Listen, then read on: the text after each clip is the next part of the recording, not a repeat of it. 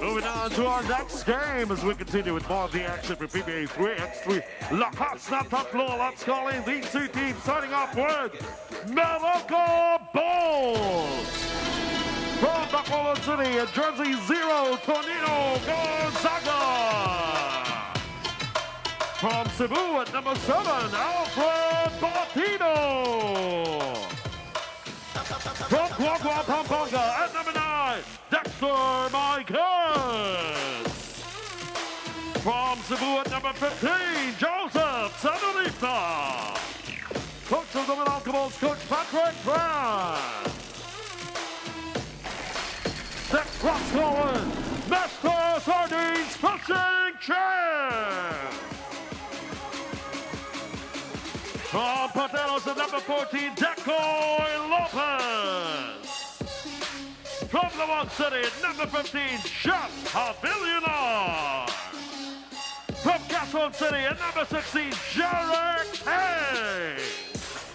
From Taguig City at number 18, Thomas Torres.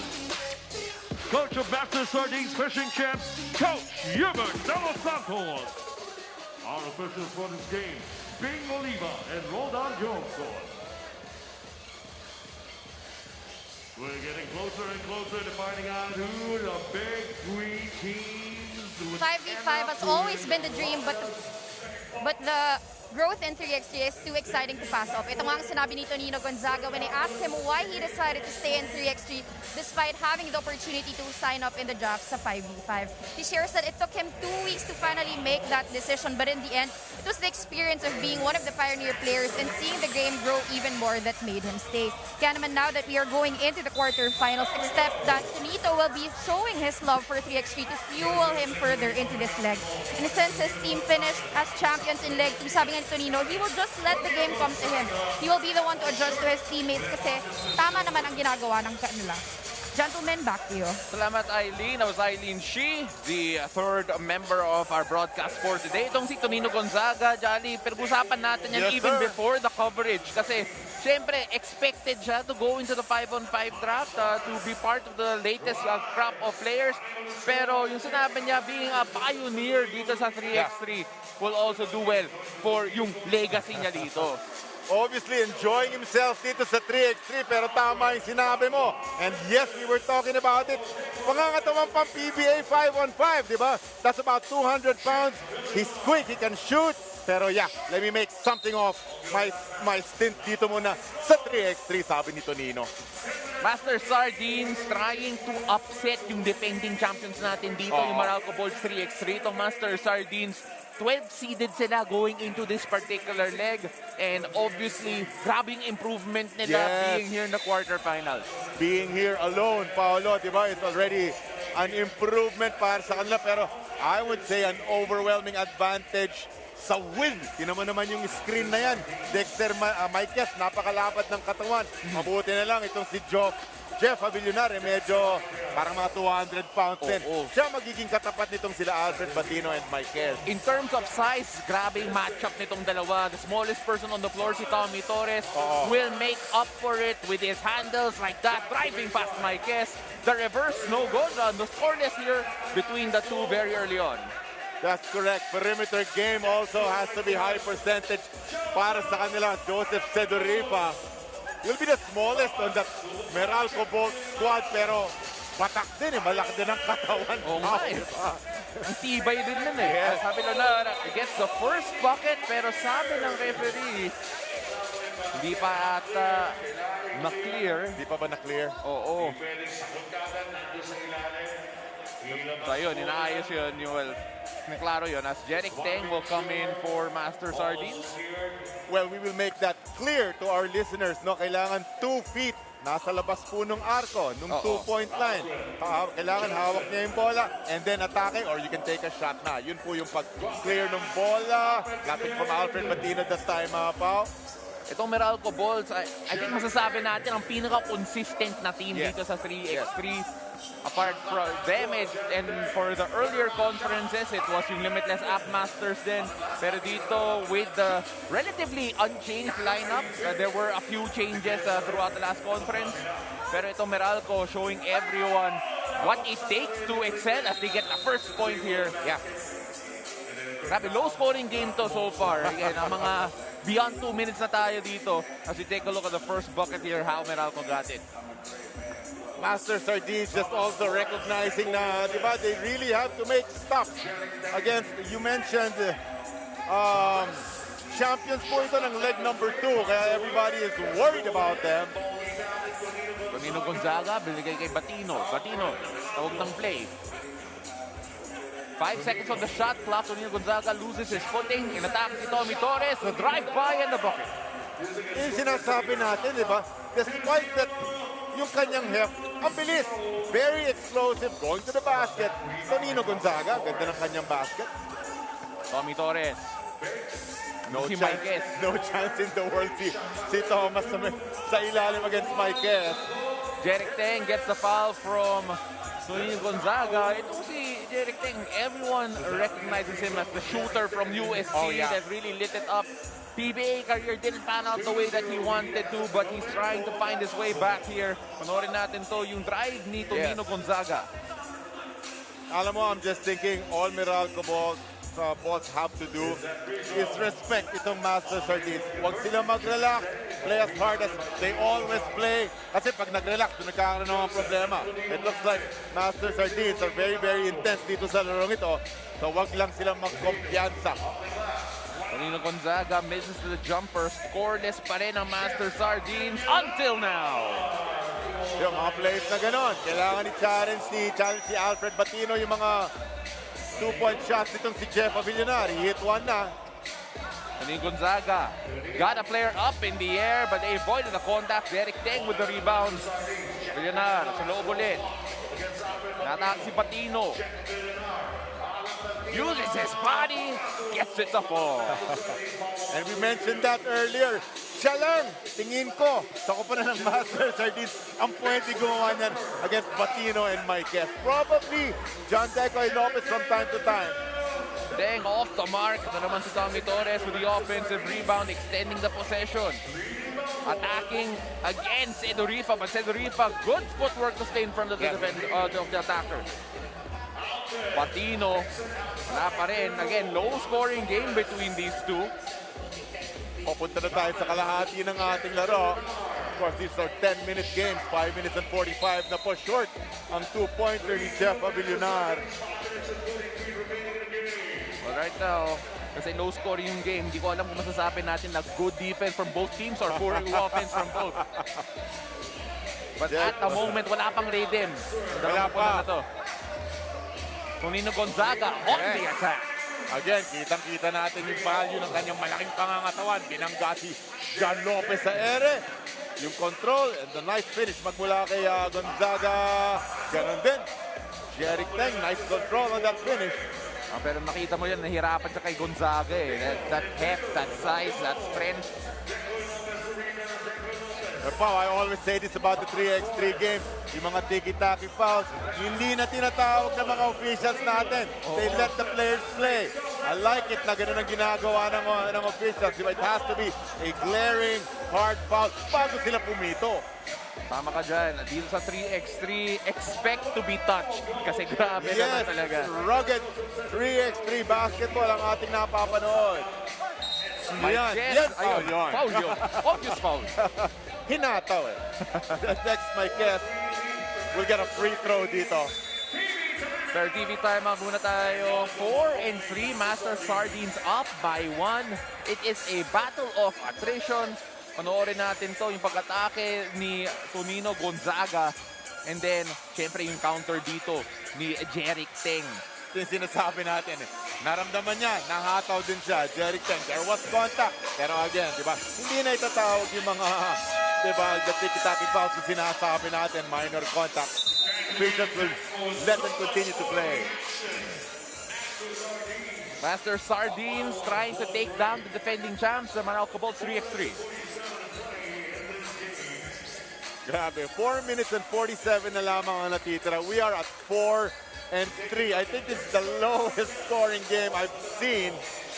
Hindi naman bawas sa excitement. Ano yung bangga, nandyan. Ganda ng mga atake sa basket. Pero yeah, 4 apiece. Mababa talaga. Ito, makikita natin si Avillonar going to work here for Master Yes. Sardines. Again, one of the few guys who can operate underneath para dito sa Master Sardines. Almost just a 2-point basket for Joseph Sedorifa, Pao. Itong si Joseph Sedorifa, nakita niya na nagpakita tayo ng highlight package niya. So kailangan dagdagan daw niya. Panoorin natin to. Pull up, 2-pointer. Galing, no?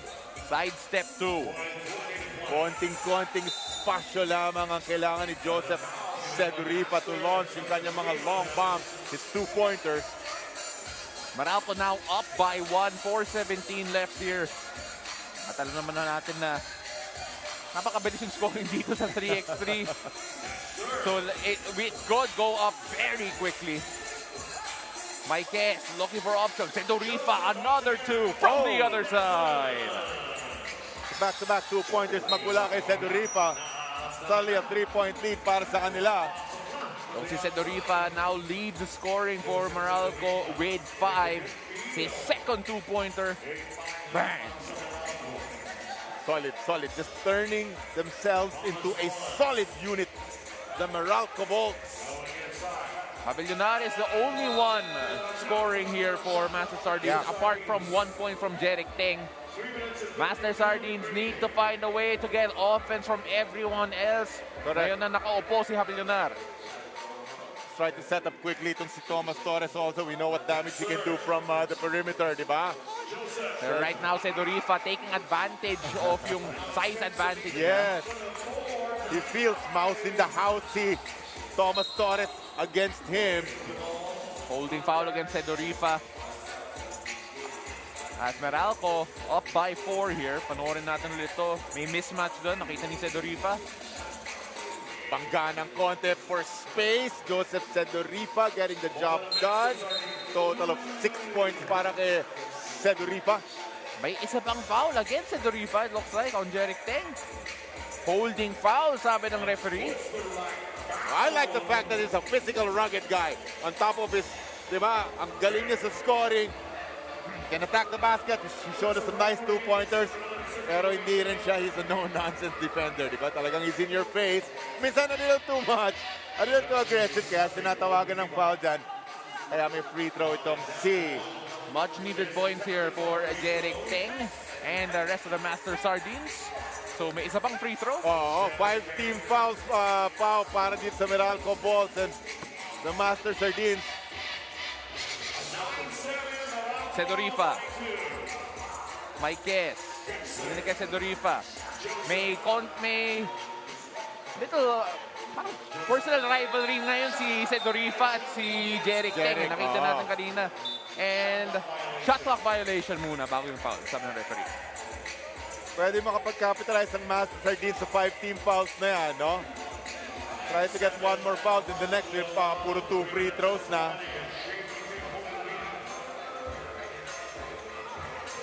Tommy Torres. Scoreless yet so far. Trying to feed trying to feed Lopez inside rather. No good. Ito naman si Tonino Gonzaga. Bilhin kay Batino. Hinihingi ni Sedorifa. Sedorifa. Staying in front of him. The switch. The shot. That's good. Parang di pa nga naka-square up yung pangangatawan niya. Just launches. Easy bucket inside for Jeric Teng. They'll need more of that. Patino. 2:43 left in this one. Tonino Gonzaga. Weaving. Kick out. Sedorifa. 2. Ho-ho! Pero nakabawi naman si Jeric Teng. When you feel it, paano? And Joseph Sedorifa is in some type of a zone dito. Diba sabi natin na pabilis yung scoring dito sa 3x3. All of a sudden, both teams starting to find their rhythm, shooting a lot better. Panoorin natin ulit to. The kick out from Gonzaga to Sedorifa. Sedorifa, pull up 2.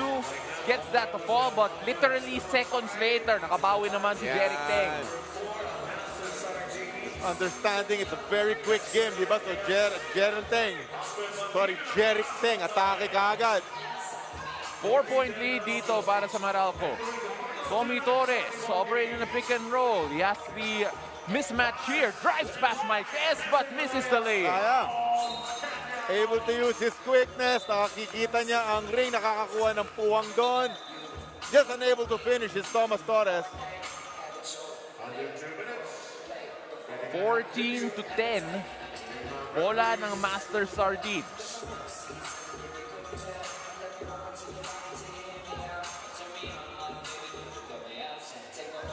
And dahil nasa under 2-minute mark na tayo, pwede nang i-review mga possession. Yes. 1 second is enough to get into it, by the way. 1:59. That's true. Oo. Well, door is wide open for Master Sardines to steal this one from the Meralco Balls. Tommy Torres. Operating the pick and roll. Got the switch. Yun. Driving all the way in, but misses the bunny. Second miss lay-in after getting an advantage against Marquez. Sayang, ano? Able to use his quickness. Nakikita niya yung mga gaps eh. Pero pagdating dun sa basket, is unable to finish. Looking at our friend Patrick Fran here.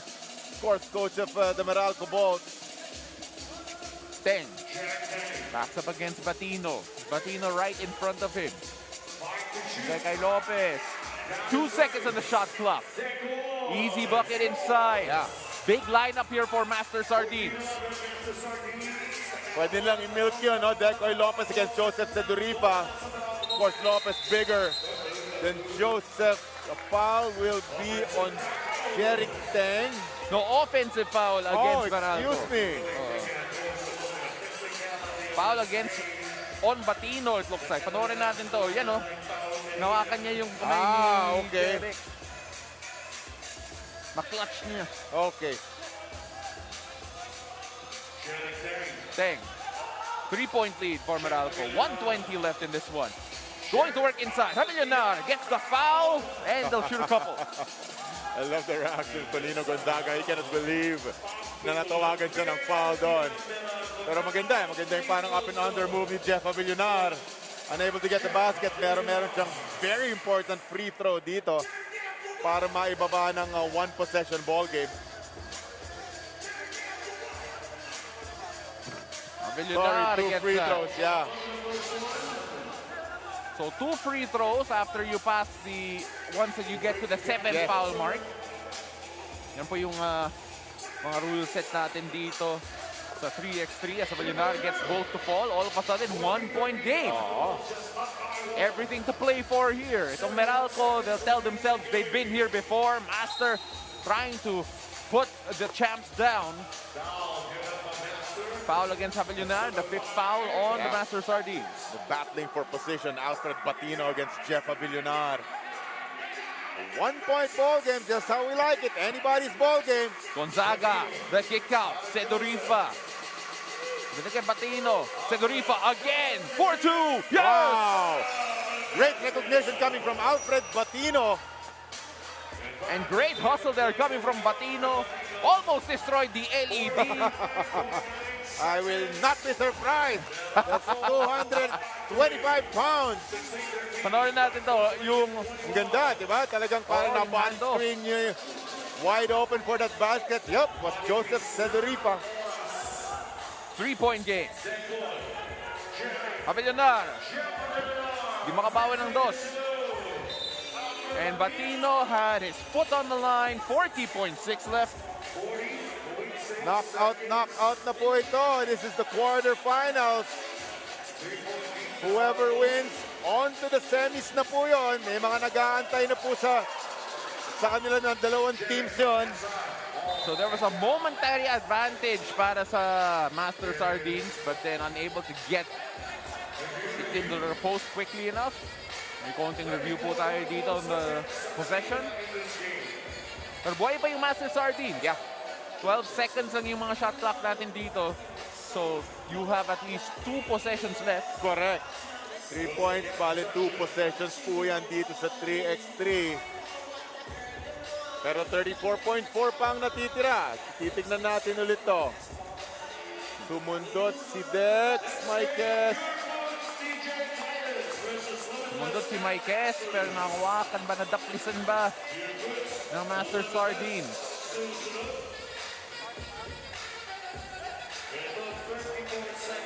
16-13, 34.4 left in this one. And the referee still has yet to make a decision. Panoorin natin It's ulit. close, it's close. Susundot si Dex. Sino susundot? So last touch will be... Oh. Oh, what? no. I don't know. Oh no. Okay. Oh no, hindi ko alam. Parang sabay nila nahawakan. Dex nga and eh. Jeff Abilinar. Pero sabi nila, si Marquez daw ang last touch. So may warning dito sa Meralco.